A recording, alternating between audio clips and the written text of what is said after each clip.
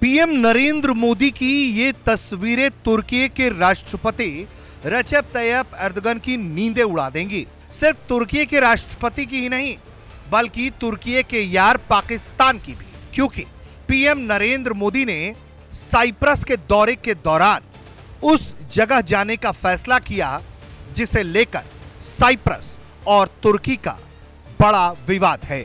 जी हां, ये तस्वीरें उसी जगह की हैं जहां तुर्की ने जबरदस्ती साइप्रस का इलाका कब्जाया हुआ है और अब पीएम मोदी ने यहां पहुंचकर बड़ा दांव खेल दिया। पीएम मोदी यहां अकेले नहीं पहुंचे, बल्कि उनके साथ थे साइप्रस के राष्ट्रपति निकोस क्रिस्टोडुलाइदिस। जी हां, दोनों साथ पहुंचे जहां तुर्की का बॉर्डर सटा हुआ है। यह जगह साइप्रस की राजधानी निकोशिया के सेंटर में साइप्रस के पास है। पीएम नरेंद्र मोदी और साइप्रस के राष्ट्रपति जहां साथ खड़े थे, उनके ठीक पीछे एक झंडा दिख रहा था। यह झंडा था Turkish Republic of Northern Cyprus का।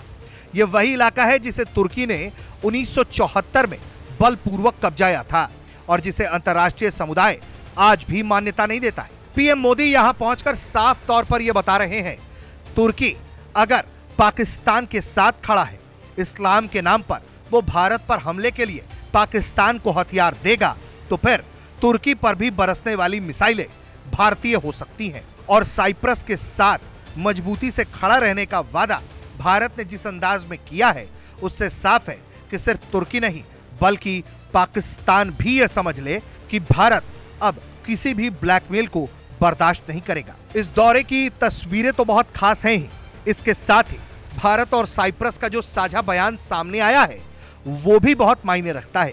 तुर्की जहां पाकिस्तान के साथ खड़ा होकर यह दिखा रहा है कि वो इस्लामिक देशों का समर्थन करेगा और भारत के खिलाफ खड़ा रहेगा, कश्मीर पर प्रोपेगेंडा को बढ़ावा देगा, तो भारत ने भी अब साफ तौर पर यह कहा है कि साइप्रस के इलाके की सुरक्षा के लिए भारत अपनी प्रतिबद्धता व्यक्त करता है और तुर्की के इस कब्जे को भारत चुपचाप नहीं सहेगा। साइप्रस और भारत ने संयुक्त राष्ट्र द्वारा समर्थित प्रयासों को फिर से शुरू करने के लिए अपनी दृढ़ प्रतिबद्धता जाहिर की है, ताकि साइप्रस समस्या का व्यापक और स्थायी समाधान राजनीतिक समानता के साथ द्विक्षेत्रीय द्विसामुदायिक संघ के आधार पर हासिल किया जा सके, जो संयुक्त राष्ट्र के सहमत ढांचे और प्रासंगिक संयुक्त राष्ट्र सुरक्षा परिषद के प्रस्तावों के मुताबिक है। भारत ने साइप्रस गणराज्य की स्वतंत्रता, संप्रभुता, क्षेत्रीय अखंडता और एकता के लिए अपने अटूट और निरंतर समर्थन को दोहराया है। इस संबंध में दोनों पक्षों ने सार्थक वार्ता की बहाली के लिए एक अच्छा वातावरण बनाने के लिए एक तरफा कार्रवाई से बचने की आवश्यकता पर जोर दिया है। यानी कि सीधी चेतावनी तुर्की को है कि वो एक तरफा एग्रेशन दिखाने से बचे, वरना इसका अंजाम अच्छे नहीं होंगे, क्योंकि तुर्की को सबक पाकिस्तान से लेना चाहिए। भारत ने जब पाकिस्तान पर कार्रवाई शुरू की तो पाकिस्तान 8 घंटे भी भारत के आगे टिक नहीं पाया।